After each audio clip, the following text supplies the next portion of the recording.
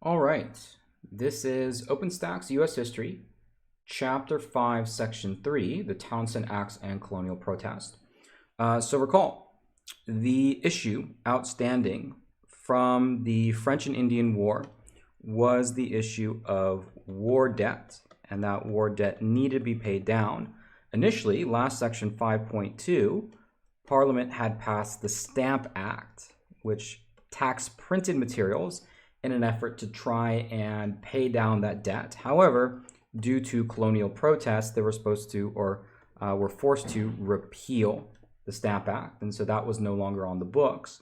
That is replaced, that effort to raise revenue is replaced by the Townshend Acts, again, which purpose is to raise money specifically to pay down the war debt. Charles Townshend, the Prime Minister, is the one who is responsible for it. He proves that he is willing to rule harshly if necessary by disbanding the New York Assembly. He did this because they refused to enforce the Quartering Act. So the colonists weren't really sure what to expect with this new prime minister, but at least he showed that he might be willing to rule a little bit more harshly. But the Townsend Revenue Act, which he is most known for, and perhaps the most important part of this section here, was a tax that was on things like paper, paint, lead, tea, glass. These were essentially external taxes. So unlike the Stamp Act, which was an internal tax, it only taxed things that never left the colonies. These things more or less were imports and exports. And for the most part, Parliament had always taxed those type of goods. So you don't get quite the same visceral reaction against the Townsend Revenue Act as you did with some of these others. So it's an uneven response from the colonies, whereas the Stamp Act was a more or less rejection throughout all the colonies by everybody in there. However, the one aspect of the Townsend Revenue Act do raise suspicion, and that is the fact that the revenue is not just going down to the war debt, but in fact it's going to pay for the salaries of appointed representatives. These were previously paid by the colonists. Right, previously paid by the colonists. So these royal appointments, or these appointments of officers inside the colonies, previously the colonists had paid them, and so the colonists had a little bit of control over them, or seemed like they might have control. But now essentially what Great Britain is doing is they're saying, look, we're going to take over paying the salaries of these officials and rulers within the 13 colonies.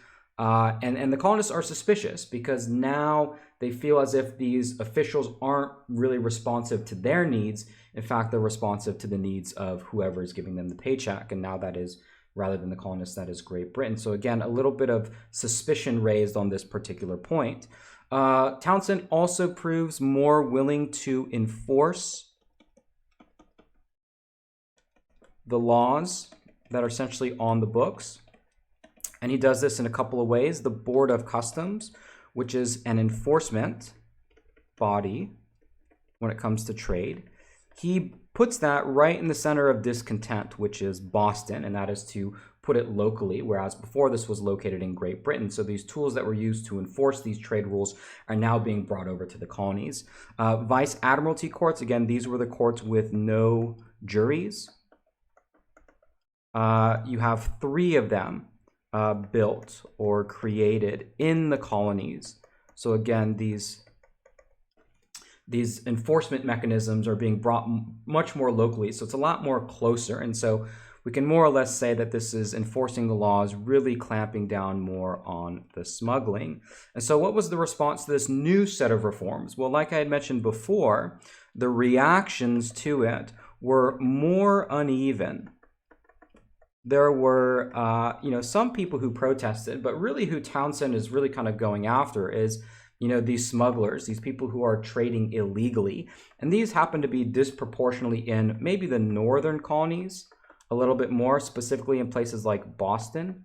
So, of course, Massachusetts and Boston are 2 areas which protest pretty strongly against the Townshend Acts.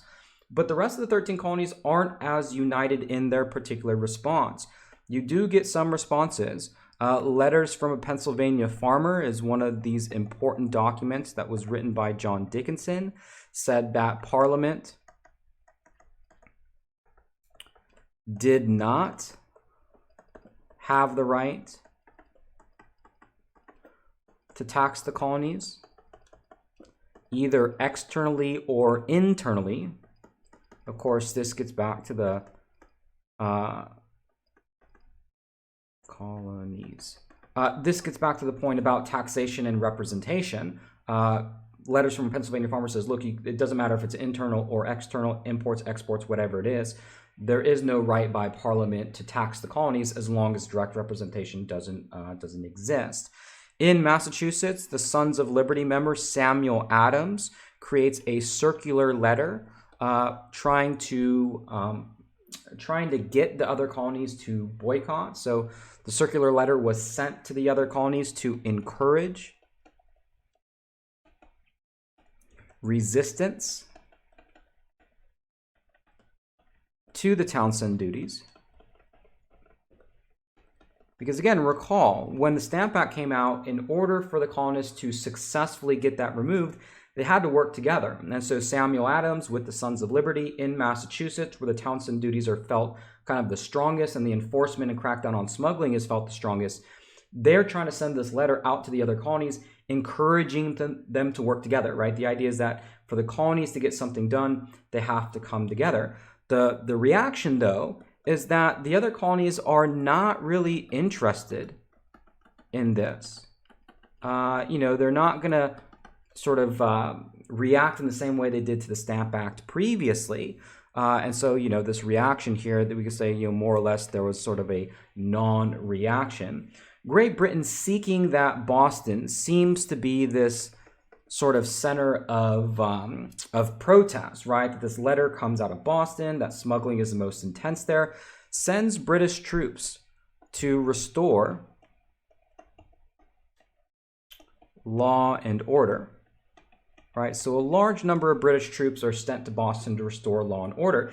And in the short term, it seems to get the job done, right, with a military presence there. However, in the long term, there begins to be a resentment that builds up, especially between the colonists who live there and the British soldiers, specifically over jobs, which the British soldiers are more than happy to take, really leaving the colonists without any sort of work. And so it wasn't uncommon, for example, in the months leading up to December 1770, for the colonists in Boston and the British soldiers to get into fighting matches or to throw things at one another or to have riots.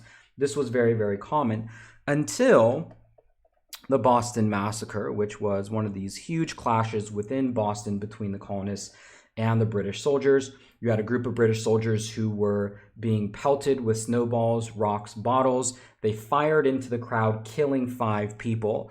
Among them was Crispus Attucks, sometimes called the first casualty or death in the American Revolution. So this was a Boston resident.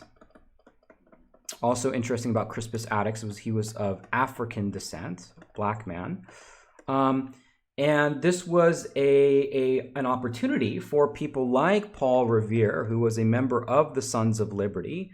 And the Sons of Liberty is an organization in Boston that resists British encroachment sort of wherever it finds. It's mostly made up of merchants. But, this was an opportunity for Paul Revere to really instill a sense of anti-British attitude. And Paul Revere created this depiction of the Boston Massacre here. This was circulated throughout all the colonies. In fact, Revere was the one who called it a massacre. And again, that was to sort of entice an anti-British response. And, other colonial assemblies and other, other colonists began talking about this. Look, if the British can massacre the colonists in Boston, what's preventing them from sending troops to Philadelphia or New York or Charleston or Savannah or wherever it is? So these conversations were occurring in the other colonies as to whether or not the Boston Massacre was something that was only a problem in the North, or should this be something that all the colonies need to potentially worry about? However, to just show you sort of where the colonies were at. John Adams, future second president of the United States, future signer of the Declaration of Independence, actually defended the British soldiers in this trial. Right? He said that their actions were, were reasonable, and they got off with a very light punishment for killing 5 colonists. And so the idea was that, well, the British can just shoot the colonists in the street and not face any repercussions. This also created, again, a lot of anti-British sentiment. However, in the midst of violence, once again, Parliament proves willing to kind of back down. Remember, when the Stamp Act was passed, Parliament did back down, and they backed down by repealing that. They got rid of the Stamp Act, and that was a huge colonial victory. Once again, Parliament proves willing to back down. They remove all the taxes except for tea. So tea is the only item that is taxed. And so when we look at this partial repeal, do we consider this a colonial victory? Well, some in Massachusetts celebrated this as a victory here. Or is this Parliament kind of promoting or enabling colonial protest, right? It's like, a little kid who screams for ice cream, and if you give it to them, well, then what are they going to do the next time? Well, they're going to keep sort of screaming for it again and again. So, this partial repeal settles things down in the meantime, but this point, and I'll go ahead and highlight it here with a different color, the fact that the tax still remained on tea, that one item was taxed, still meant that this fundamental problem existed, and that was taxation and representation. Because on one level, it doesn't matter how much you're being taxed, it doesn't matter what is being taxed, it's the principle that matters. And it was the principle that the Parliament was still taxing the colonies without its representation that leads to the final crisis.